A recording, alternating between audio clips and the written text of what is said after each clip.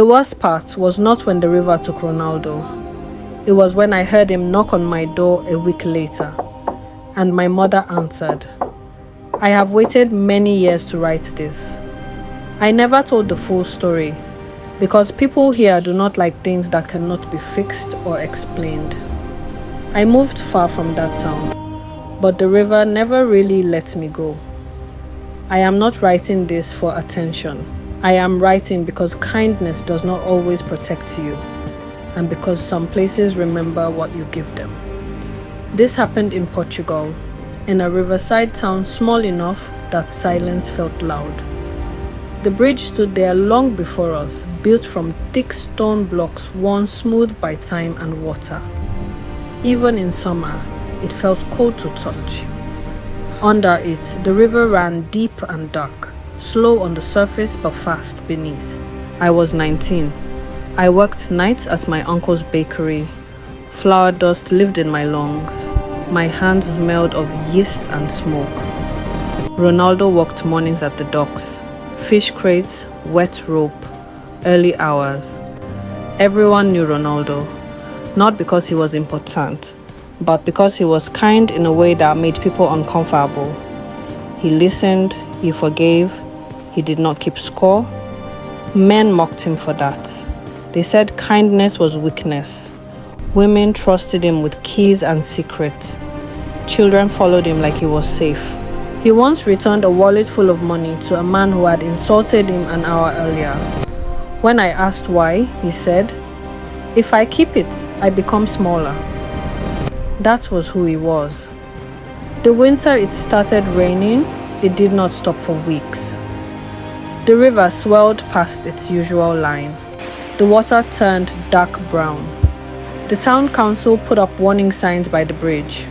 Dogs stopped being walked near it. At night, fog rolled in thick and low, swallowing sound. Where were you? The first thing to change was the noise. At night, when everything should have been quiet, there were sounds near the bridge. Slow splashes, scraping, like someone dragging wet cloth across stone. Then the crying started. I heard it the first time after a late shift. It was past midnight. The street lights buzzed softly. The air smelled wet and cold. The crying came from under the bridge. Where were you? It was not loud. That was the worst part. It sounded tired, like someone who had been crying for a very long time and had not stopped. I stood there, frozen. Where were you? Then I heard words. Where were you? The voice was thin and broken. Where were you? A woman's voice. I ran. The next morning, the town buzzed with talk. An old fisherman swore his nets were sliced clean through. A woman said she saw a figure standing in the river without sinking. Someone joked about ghosts. No one laughed. The priest spoke longer at Mass that Sunday. He avoided the bridge in his sermon, but he spoke about old sins and unfinished grief. Ronaldo came into the bakery that night. He looked pale. His hands shook. She spoke to me. She spoke to me. He said.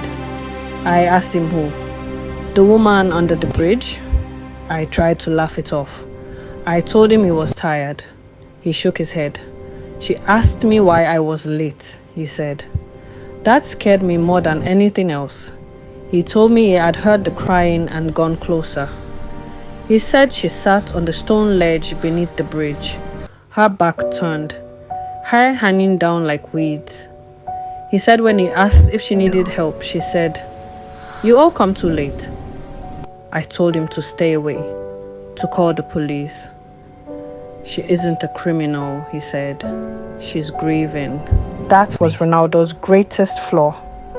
He believed pain always deserved care. 2 nights later, I went with him. The fog was heavy. It pressed against my skin. The river smelled like iron. The bridge blocked the moon. Under it, the shadows moved strangely, like they were breathing.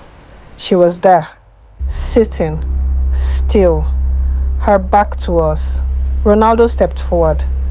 I stayed back, my heart pounding so loud I thought she would hear it. He asked her name. She did not answer. He asked if she was hungry. She said, I do not eat what you eat. Her voice echoed wrong, like it came from the water and not her mouth. She turned her head. Her face was pale.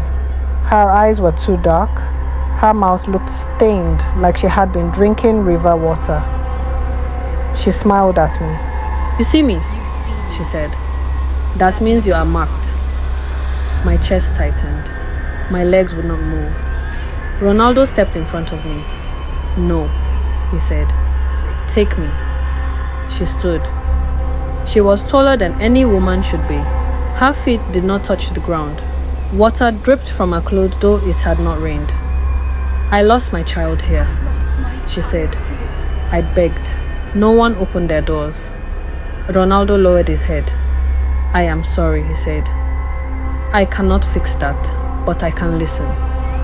That made her stop. Listening mattered to her. She told us everything. How the river rose. How her child slipped from her arms. How she screamed until her voice broke. How the town locked itself away. She stayed. The river stayed with her. "I take one life each year," she said, "to fill the space he left." Ronaldo asked why it had to be someone young. "Because the river takes what has time ahead," she said. She reached for me. Ronaldo pulled me back. "Please," he said. "Take me instead." She studied him. "You would give yourself?" "Yes." She smiled slowly. "Return in 7 days," she said. "Bring mercy. We will weigh it." The river stirred, then she vanished. The town did not know what to do.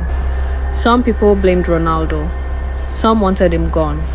Some whispered that the river had always been fed and that we had forgotten. Ronaldo stayed calm. "If I leave," he said, "she will take someone else." The night before the 7th day, he came to my house. "If I don't return," he said, "tell my mother I was not brave. Tell her I was kind."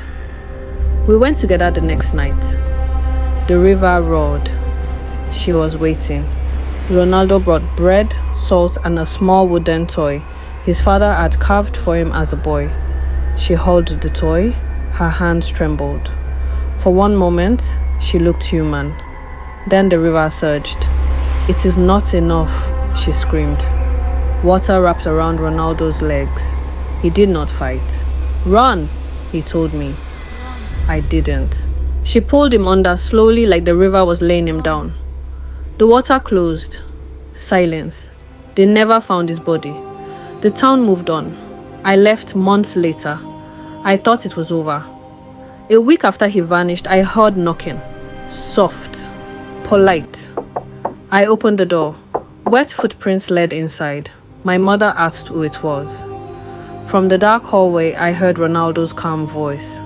"She is not alone anymore," he said. "But neither are we." Every year when the river rises, the knocking returns. And I never answer.